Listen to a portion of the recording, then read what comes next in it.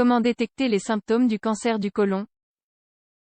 Bien que les symptômes du cancer colorectal puissent être confondus avec d'autres pathologies moins graves, si l'on en remarque plusieurs en même temps, il est préférable de consulter un médecin pour obtenir un diagnostic précoce.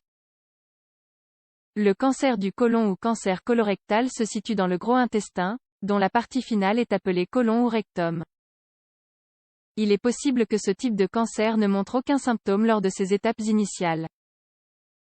Il est donc important de bien les connaître et de faire des tests régulièrement si l'on a des risques d'en souffrir à cause de prédispositions génétiques. Dans cet article, nous allons vous expliquer comment détecter les symptômes du cancer du côlon, afin que vous puissiez les traiter le plus tôt possible. Pourquoi connaître les symptômes du cancer du côlon?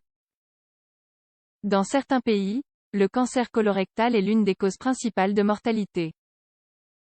Cependant, les taux de guérison sont élevés à partir du moment où un bon diagnostic est réalisé à temps.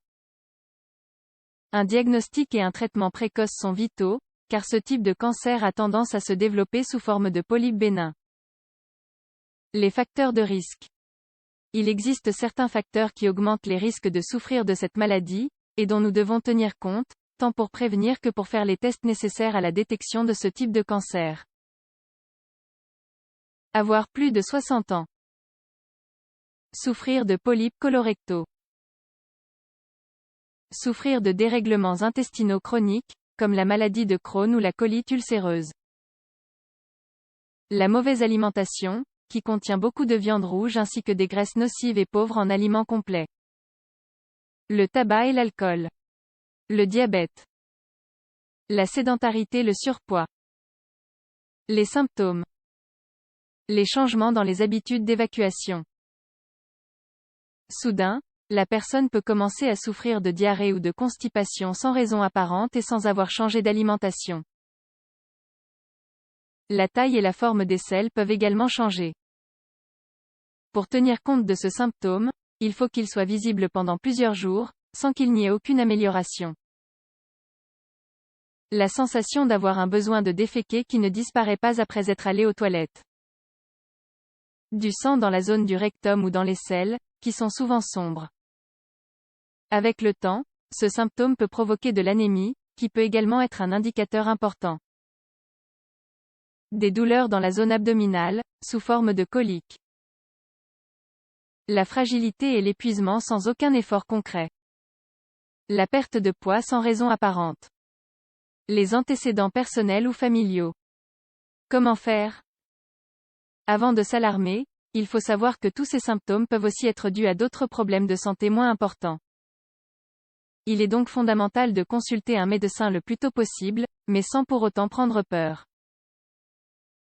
Il faut également prêter attention à n'importe quel trouble intestinal, si l'on a des proches qui ont souffert de cancer colorectal, ou bien si nous-mêmes avons déjà souffert d'un cancer. L'alimentation préventive. On recommande de suivre des conseils simples qui nous aideront à réduire le risque de souffrir de cancer du côlon et de bien d'autres maladies. En effet, un intestin qui ne fonctionne pas de manière optimale va finir par provoquer des maladies chroniques ou dégénératives. Les fibres sont indispensables pour prévenir les problèmes intestinaux. Il y a plusieurs décennies, les aliments étaient consommés sans être raffinés et même s'ils étaient considérés comme des produits pauvres et simples, ils étaient tout de même bien plus sains que les produits transformés actuels. Les fibres sont chargées d'aider à nettoyer l'intestin pour éviter une accumulation des toxines, qui passent ensuite dans le sang. C'est donc pour cela qu'il est fondamental d'augmenter sa consommation d'aliments riches en fibres, tels que les fruits et les légumes. Quand ils sont biologiques, mieux vaut manger la peau, qui est riche en fibres. Les céréales complètes, les légumes secs, les fruits secs et les graines, les champignons, les algues, le psyllium, la spiruline. Il est également important de savoir que si l'on augmente sa consommation de fibres, il faudra également boire plus d'eau en dehors des repas, au moins 1,5 litre par jour. De plus, durant les premiers jours, il est possible de remarquer une légère constipation passagère. Les compléments préventifs. Il existe des compléments naturels qui réduisent le risque de souffrir de cancer du côlon et du rectum. Le calcium. La vitamine D, indispensable pour bien assimiler le calcium. L'acide folique ou la vitamine B9. Le magnésium.